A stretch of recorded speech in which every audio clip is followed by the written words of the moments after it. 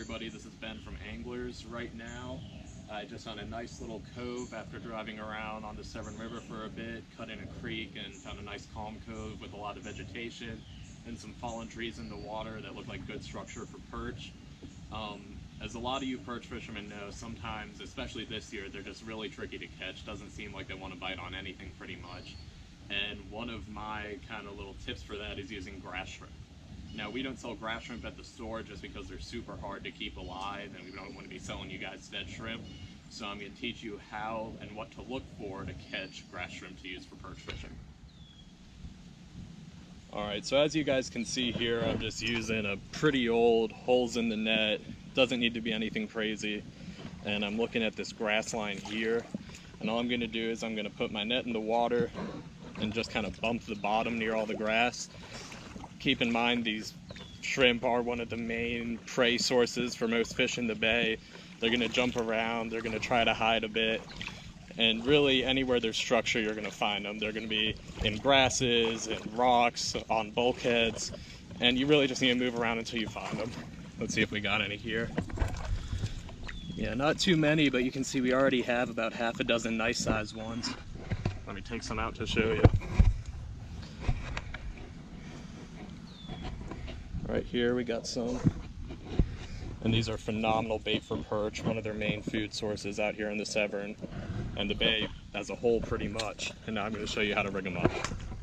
So as you can see, in about just 2 passes with that net on the grass line, I have well over a dozen shrimp, and I'm going to show you the rig I'm using.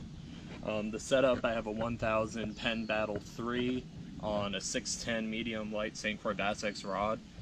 And I know you guys always hear us talking about the Chesapeake Sabiki rigs, but we constantly repeat ourselves because they're one of the best perch rigs we sell. Here, as you can see, I've used the Sabiki and I've put the shrimp, just tail hooked it.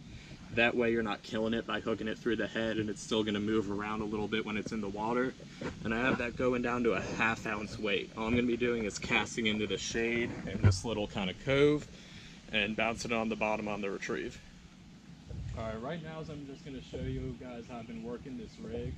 I've just kind of been letting it sit, giving it a bounce, and then reeling in slack, kind of how you would work a Ned rig for bass fishing. And we're just going to keep bringing it in. There we go. Simple as that.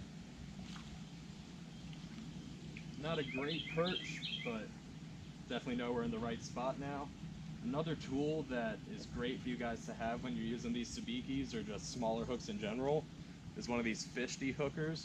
All you do, you hold the rig horizontal to the fish, perpendicular to the fish, go in right into the hook, bring it to the bottom, flip them upside down, and it's a lot easier than putting your fingers in there and getting hooked or getting spiked by the fish. And now I have no more shrimp. That's why I typically like to catch a couple dozen before I fish, because they don't really stay on the hook once those perch are attacking them. And that's really all you guys got to know to catch your own grass shrimp and get on the perch. Have a good one.